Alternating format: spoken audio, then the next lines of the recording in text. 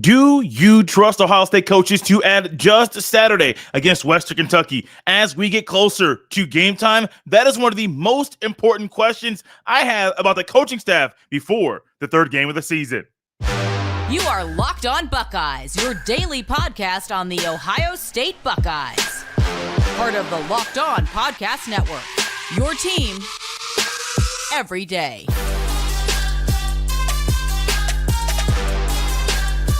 What is up, Buckeye fans? Welcome back to another episode of Locked On Buckeyes, part of Locked On Podcast Network. I'm your host, Jay Stevens, also the host of the Jay Stevens Podcast. It is Thursday, September 14th in the year 2023, and today's episode is brought to you by Jase Medical. Empower yourself when you choose a Jase case, providing you with a personal supply of 5 antibiotics that treat 50-plus infections. Get yours today at jasemedical.com. That's JASE medical.com. During today's episode, we will discuss a test the Buckeyes defense will get over the weekend and kind of close the book on the quarterback battle as I share my thoughts on what went down over the past few months. But first, the coaches at Ohio State, Ryan Day, Brian Hartline, Jim Knowles, Tony Alford, and others, they're all going to be put into a different situation on Saturday than they had been week 1 against Indiana and week 2 against Youngstown State. Western Kentucky poses a different threat offensively and defensively, and a good threat for the Buckeyes to really see, even though it's going to be against a lesser opponent, how they are going to play going forward. The Buckeyes' identity is still something that is to be determined. We know what the offense, what we think the offense can be. I don't think we fully know what the offense will be in a few weeks or even a week from now against Notre Dame. And so we're going to be looking at and trying to figure out, offensively, is there an identity? No. How do we get there? Defensively, is there an identity? Kinda. But how do we solidify the identity of the Buckeyes defense this year? And an easy way to do that is coaches adjusting on the fly. It's also reality is it's really hard to do. It's really, really, really hard for a coach to consistently realize, hey, what's in front of me is not ideal for the team. What's in front of me is not normal for the Buckeyes. What's in front of me is not something we have seen this year. And so realizing, hey, 1, this is a different kind of game, a different type of animal. 2, what's in front of me is going to help us in the future. But then also 3, what's in front of me is going to help the Buckeyes defense and offense be a better, well-oiled machine down the road. Ryan Day, the quarterback situation has been one that many people have been pleased with. Many people have been disgruntled with. A lot of people have opinions on the quarterback battle and would like for it to be altered, even though the result is out. Some people will say, hey, I would like for that to be tweaked. When it comes to the defense, there are some tweaks the defense can make. Will those be made? And my belief and my thought about Ryan Day, Jim Knowles, Tony Alford, Larry Johnson, these are a lot of coaches that have been coaching for a long time. Ryan Day, experience in the NFL and in college. You have coaching on the coaching staff a coach of the coaching staff that played at Ohio State, not named James Laurinaitis. And so you have that in their bag as well. You have coaches, not just Ryan Day, that have NFL and college coaching experience. You have Joe Philbin, who is an analyst now, but was a longtime NFL head coach. So there's a lot of minds, a lot of football minds inside the Woody Hayes Athletic Center, which you would say, hey, putting our minds together to adjust during a Western Kentucky game or a Notre Dame game or a game against Purdue or Maryland, etc., that would be easy. Buddy, that's not easy at all. For people to say, hey, I know I have all of this expertise and all of this time and all of these things that go into what have made me the coach that I am, but I also got an ego. Like, let's not act like that's not a real thing. Coaches have egos. Humans have egos. Humans believe, a lot of them believe that what they are doing is great, is ideal for what is going on. So when it comes to adjusting and the coaches adjusting, I wonder if they will. We have seen them adjust. We have seen Ryan Day be at his tip top during the biggest game of the season a year ago, literally win or go home. The Buckeyes went home, but that was not without Ryan Day coaching like a madman against the Georgia Bulldogs. And I do think, I said it during the offseason, we need to see that version of Ryan Day once again. This quarterback battle, you can tell in games and pressers, during pregame, postgame, halftime interviews, Ryan Day is a busy man. He's not getting much sleep. It's early in the season.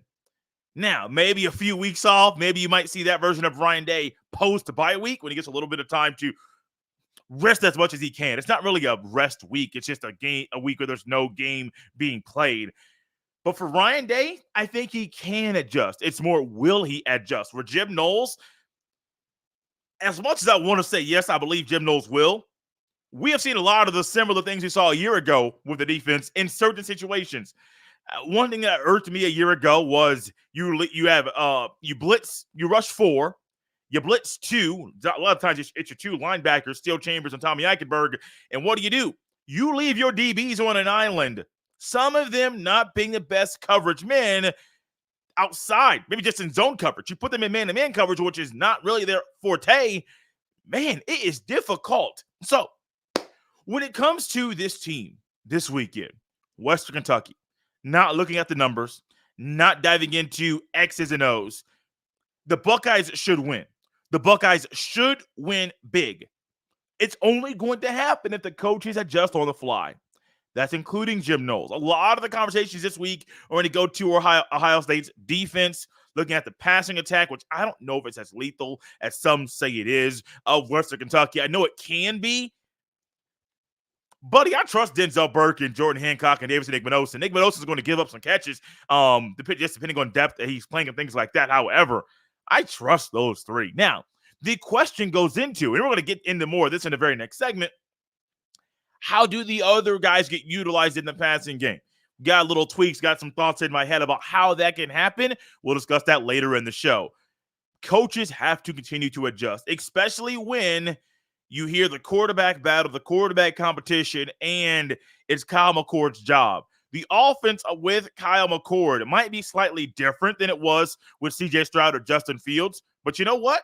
It can still be a really good offense, and I do believe Kyle McCord will continue to get better, and we will see that improvement over the next few weeks as Kyle McCord lets everybody know why he is worthy and why he deserves to be called QB1 for the Ohio State Buckeyes. Will the coaches adjust? Can't say yes. I can't say no. Wish I had an answer for you. We're going to learn more about this coaching staff specifically Saturday against Western Kentucky. Forget the G5 label. Forget all of that. Forget the conference affiliation of the Western Kentucky Hilltoppers. Forget all that. Throw it out the window. It's time to play Buckeye football, no matter who is on the other sideline. That can happen this weekend. Is it going to happen? We're going to have to wait and see. We're also going to have to wait and see how the Buckeyes respond to a test they're going to be in the middle of Saturday afternoon in the shoe. We're going to dive into that test today on Locked On Buckeyes.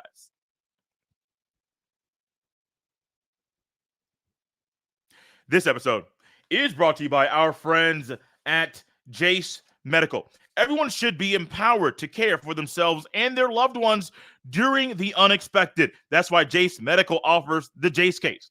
The Jase Case provides 5 life-saving antibiotics for emergency use and gives you a peace of mind so that you are not just hoping that you have access to medication in an emergency.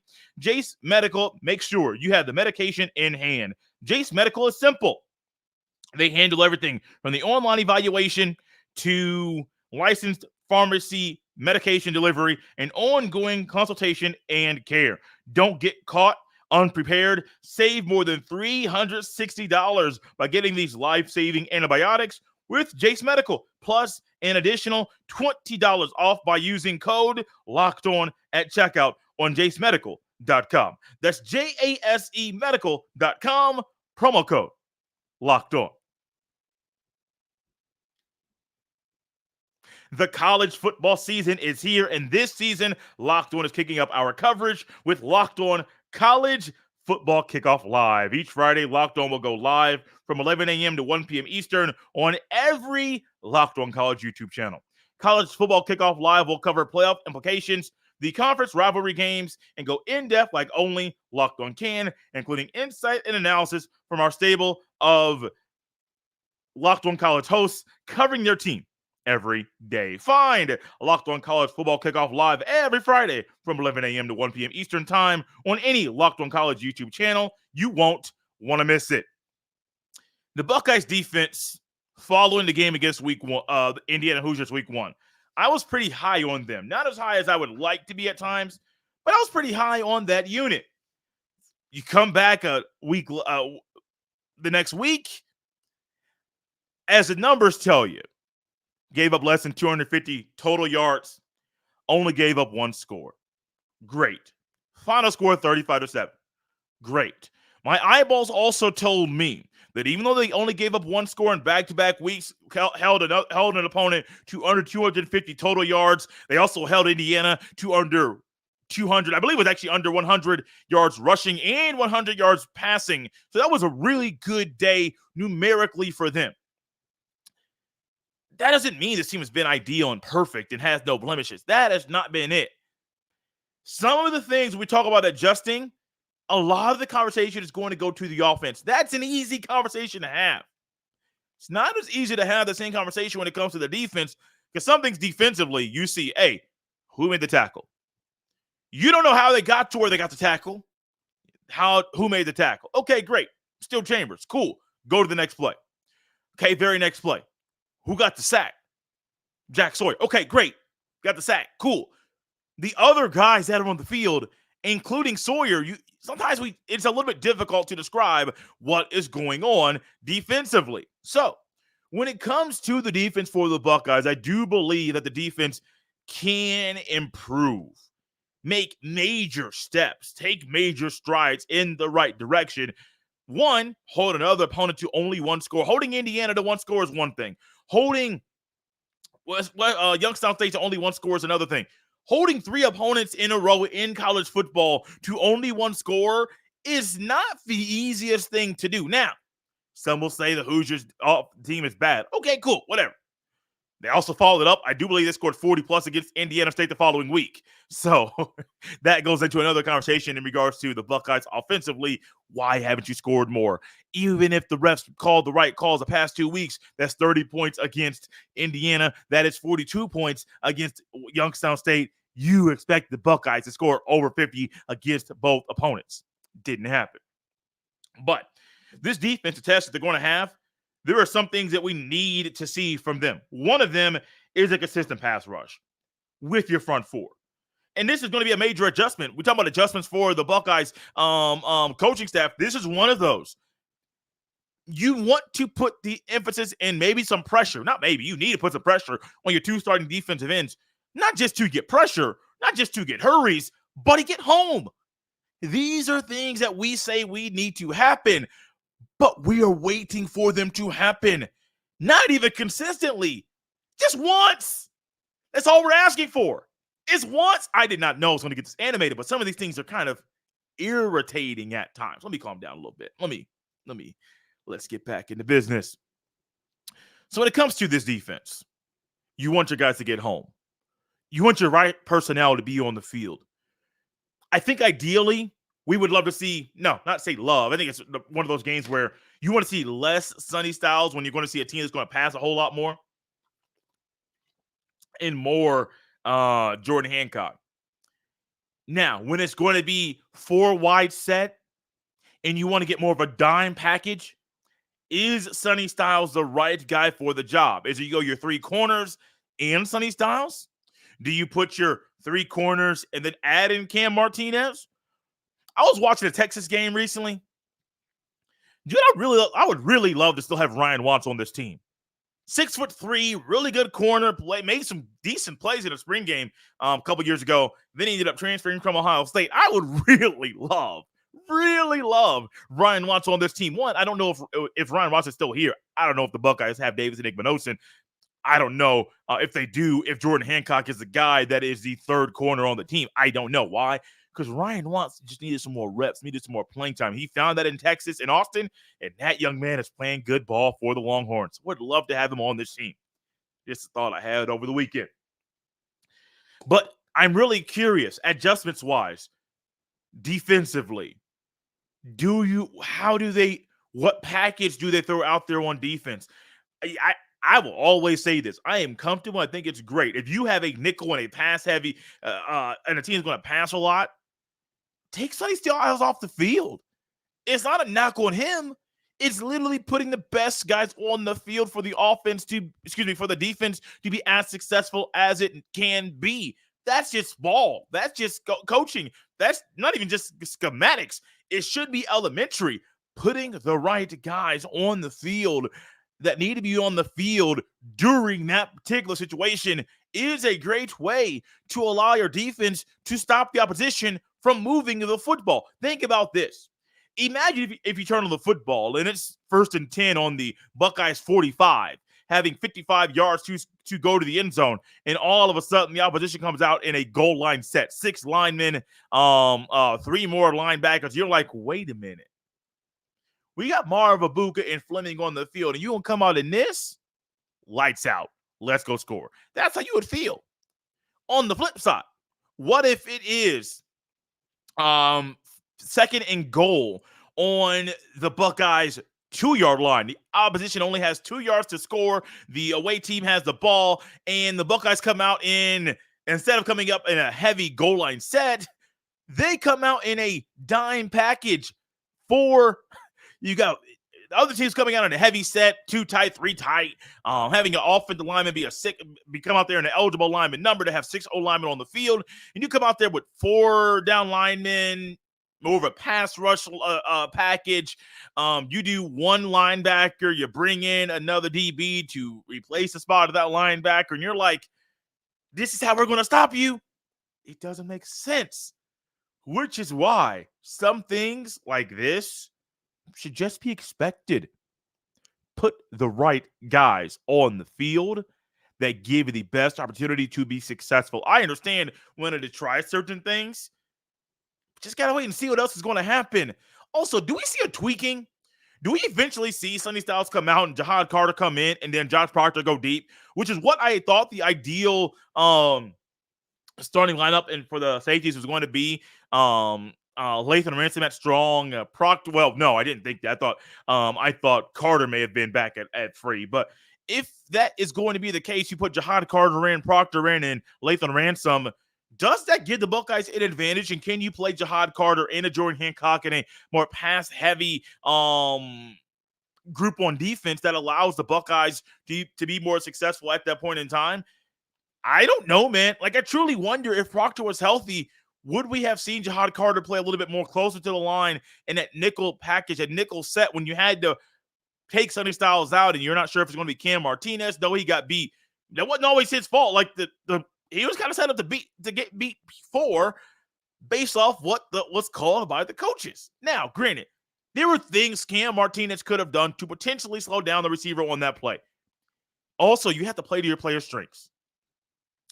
So do we see a scenario where it's Proctor, Ransom, and Carter on the field at the same time when it is a 4-wide set from Western Kentucky and you bring in Jordan Hancock? That's also a possible solution. These are things, adjusting in the test the Buckeyes defense is about to embark is great. It also allows them to be better prepared for Notre Dame. Sam Hartman is a different animal, man. That dude can sling the rock all around the yard and will get drafted in next year's NFL draft. Maybe this is an ideal way for you to get prepared for Sam Hartman. Not a apples to apples test, but it's definitely better than what the Buckeyes have gone through during week 1 and week 2 of the season.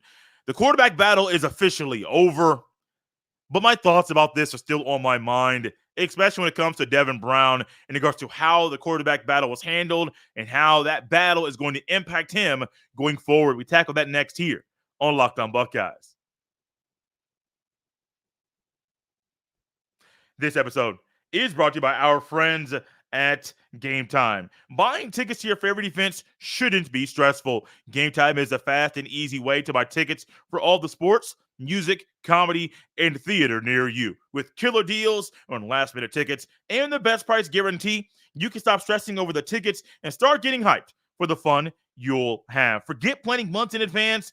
Gametime has deals right up to the day of the event. The Gametime guarantee means you'll always get the best price. If you find the tickets in the same section and row for less, Gametime will credit you 110% of the difference. Download the Gametime app, create an account, and use code LOCKEDONCOLLEGE for $20 off your first purchase. Terms apply. Again, create an account and redeem code LOCKEDONCOLLEGE for $20 off. Download Gametime today. Last minute tickets, lowest price, guaranteed. This episode is also brought to you by our friends at Billiards Plus. Billiards Plus has the best selection of pool tables, game tables, shuffleboard tables, and more, and the best service in Central Ohio. And did you know Billiards Plus has top-of-the-line grills with up to 30-year warranties? That's longer than most roofs. Billiards Plus carries the best pool tables from Brunswick, Ohaston, Canada, Billiards, and more. Plus, top-of-the-line grills from PK, Napoleon, Memphis, and Griddle. That could very well be the last grill you own. The perfect gift for any occasion is in stock at Billiards Plus. Go big with an awesome pool table or shuffleboard table, or a little more modest with a dartboard or poker table. No matter the season, Billiards Plus has you covered for all your indoor and outdoor entertainment needs. And the people at Billiards Plus are the best part of the experience. Kenny, Sarah, and the whole staff will take amazing care of you. Billiards Plus, visit their showroom on Dublin Center Drive in Dublin. The Ohio State Buckeyes play the Western Kentucky Hilltoppers Saturday at 4 p.m. Eastern Time. Catch every snap of the Buckeyes hometown broadcast with SiriusXM on the SXM app. Search Buckeyes. The quarterback battle is officially over. It got over a couple days ago when Ryan Day announced that Kyle McCord would be the full-time starter for the Ohio State Buckeyes. The timing of this couldn't have come at a better time at this point in the season. I thought, hey, before the season, make an announcement. Didn't happen. I thought heading into week one, now this is prior to the start of week one, game week being officially underway to kick off the start of the season. I thought, hey, Tuesday presser, heading into Indiana game. Name a starter. No. Tuesday, following that game, name a starter. No. The first time we get both guys on the field at the same time, what do we get? Devin Brown looked like a guy that was getting his first time getting extended playing time on the field as a quarterback. That's what he looked like. That should have been expected, but it's what it looked like. Kyle McCord looked better, showed a lot of improvement from the game against Indiana and the game against the Penguins. That's the mascot of Youngstown State. And so the quarterback battle, to me, the way it went down, it seems odd based on how Devin Brown played when he was in the game. It also seems odd based on how little Devin Brown played against Indiana. We kept hearing this thing is tight. Oh, there's a straw poll. It was almost even. We hear about, Devin Brown got hurt. Kyle McCord didn't play, didn't have the best spring game.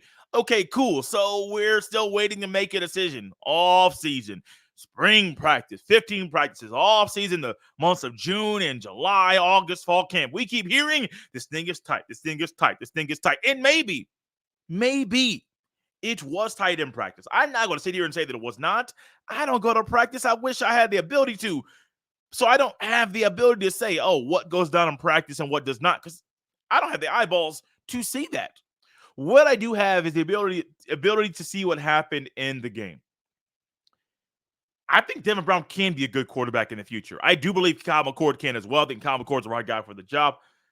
But the way the quarterback battle went down, it truly doesn't sound like it was much of a battle based off what we have witnessed over the past couple of weeks, based off some things that we have heard in different outlets over the past few months. Doesn't really seem like it was much of a contest. It also seems like Kyle McCord has a handle on the offense.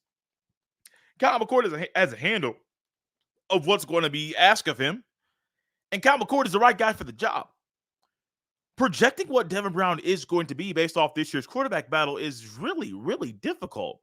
Because think about how it was when we saw Kyle McCord at the beginning of last year. I don't think anybody thought he was going to be this quarterback. Do what he did a week ago. 3 touchdowns, passes, 2 to Marv, 1 from Abuka. Marv had 7 catches for 160. Abuka got back involved in the mix as well. I don't think anybody thought that was going to happen. The jump that he made from week 1 to week 2, I don't think anybody expected that. And so for us to sit here and say, or potentially say, like the QB battle, man, I know how it's going to go. I had it in my mind the entire time. Maybe you can predicted it. I can't. I cannot. I also can't predict what or how Devin Brown may play in the future based off what we have seen so far. It does seem odd, though. It does seem really, really odd that the head coach of the Buckeyes tackled the quarterback battle in this way when talking to the media. Said, hey, we need to figure out who has the it factor. And if we only went off what we heard, I heard the interview that the Big Ten Network did with Kyle McCord and Devin Brown when the Big Ten Network was doing their campus tour during the fall camps of every Buckeye team. Devin Brown sounded like he had it. It wasn't me saying that Kyle McCord doesn't have it, but Devin Brown sounded like it. What we hear and what we see on the field are generally sometimes they're 2 different things.